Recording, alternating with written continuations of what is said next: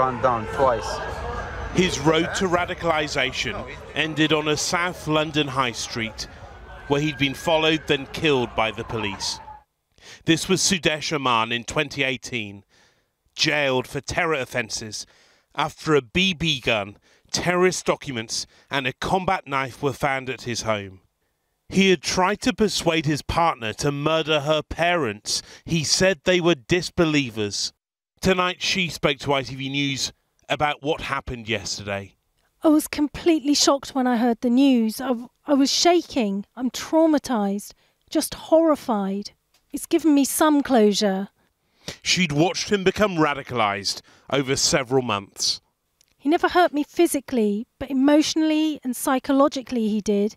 I felt trapped. I tried to deal with it by myself, but it affected me tremendously.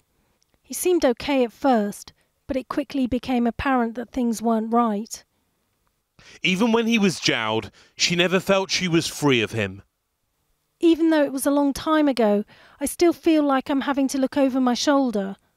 I just want to move on and have a normal life, and I felt like I was starting to, but now it feels like I'm reliving it all, reliving the nightmare. The police were first tipped off about a man's extremism in 2018 by a blogger in the Netherlands who found images he'd posted like this one, which says "armed and ready." Almost 2 years after Mark Vandenberg unearthed the conversations, he was horrified to see what happened yesterday. Extreme dangerous. He was extreme dangerous also before he go in prison. He was a dangerous man. So what lessons might be offered by the case of the science student turned terrorist and by his partner's perspective? The authorities really need to focus on rehabilitation. Offenders like this, with that sort of ideology, if they're not rehabilitated properly before they're released, or the penalties aren't increased, then this will just happen again.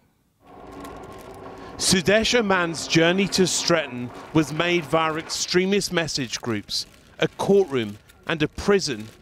Surveillance officers didn't prevent his attack. The lessons from his case might prevent another. Rohit Katru, News at 10.